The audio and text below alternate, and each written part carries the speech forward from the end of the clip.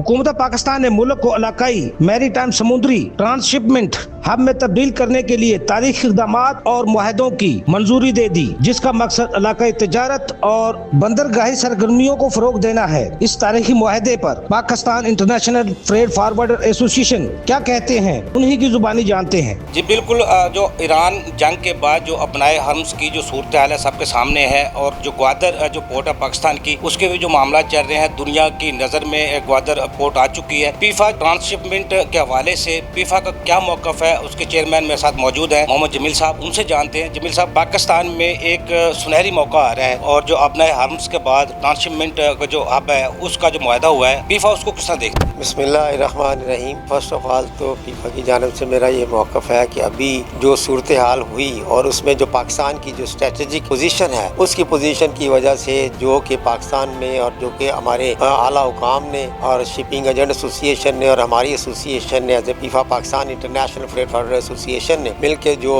अपना जो हमारे आला हुकाम है BR में और ऊपर तक हमने इसकी रसाई पहुँचाई, और जो ट्रांसशिपमेंट के रूल्स हैं उसमें अमेंडमेंट की भी हमने रिक्वेस्टें की, और आला हुकाम ने जिनमें अपना मेंबर कस्टम है, चीफ कलेक्टर कस्टम है, और हमारे मिनिस्टर साहब हैं, प्राइम मिनिस्टर साहब की तरफ से भी ये सारी चीज़ें आई, और इसको फौरी तौर पे जिस तरह से अडॉप्ट किया गया और फौरी तौर पे इसके SROs में अमेंडमेंट करके पेश किया गया, तो ये एक बहुत ही मुस्बत पेशरफ्त है। और जो मैं ये देख रहा हूँ कि उसकी वजह से ट्रांसशिपमेंट के जो SROs में जो चेंजेस आई हैं, जो कि अब ऑफ डॉक टर्मिनल्स के ऊपर भी परमिशन दी गई है, लेस कंटेनर लोड के ऊपर भी LCL की भी जो परमिशन दी गई है, तो उसमें और बाई एयर के भी और sea to air A to C भी सारी चीज़ें हुई हैं, तो उसमें शुक्र अल्हम्दुलिल्लाह पाकिस्तान की जो स्ट्रेटजिक पोजीशन है वो बहुत उभर के सामने आएगी। अब आप खुद भी देख रहे हैं कि जी इस वक्त ग्वादर पोर्ट के अगर मौक़िफ़ देखा जाए तो ग्वादर पोर्ट में भी जो कंटेनर्स की तादाद है वो इस वक्त बढ़ चुकी है, और इसके साथ कराची को देखा जाए तो कराची की भी जो पोजीशन है इस वक्त वो भी माशाल्लाह से काफ़ी इंक्रीज़ है उसमें पोर्ट्स के ऊपर,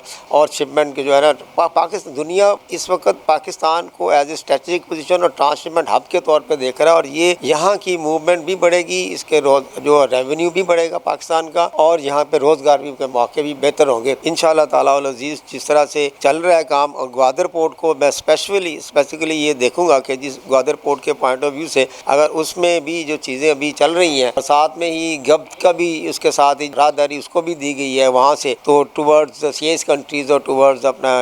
आगे, तो उसमें भी जो है बड़ी पेशरफ्त है, बहुत मुस्बत कदम है जो गवर्नमेंट ने इस वक्त लिए हैं इस पॉइंट ऑफ व्यू से, और रोज़गार भी बढ़ेंगे, लोगों के जो है ना मसाइल भी कम होंगे, और दुनिया एज ए जो है ना स्ट्रेटेजिक हब ट्रांसशिपमेंट हब के तौर पे हमें देखना चाहती थी, वो वाला ख्वाब भी हमारा पूरा होने जा रहा है, ग्वादर का भी और कराची पोर्ट का। कराची पोर्ट की जो ड्रेजिंग हो रही है उसके ऊपर भी नई प्लानिंग आई है, उसको भी एक मुस्बत खुशाइन कदम है आला हुकाम की तरफ से, और मैं तो ये कहूँगा कि this very good positive initiative by the government and by all the FBR team and all the shipping agent association and by our PIFFA association as well. जो सरमायाकार हैं, इन्वेस्टर हैं, उनको फीफा क्या पैगाम देना चाहती है, और जो मुस्तकबिल जो सुनहरी मुस्तकबिल सामने आ रहा है, इसमें इन्वेस्टर को और दूसरे जो एक्सपोर्टर हैं, इंपोर्टर, उनको क्या किरदार अदा करना? देखिए इस वक्त जो लॉजिस्टिक के पॉइंट ऑफ व्यू से अगर आप देखा जाए तो इस वक्त जो ग्वादर की स्ट्रेटजिक पोजीशन है उसमें तो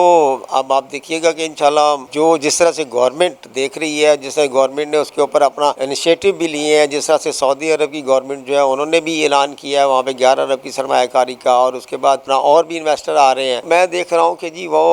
जो है ना ग्वादर एक गेम चेंजर इंशाल्लाह बनेगा उस सिलसिले में, और भी पाकिस्तान से बाहर भी पाकिस्तानी भी उसको जो है ना मुस्बत पहलू में देख रहे हैं।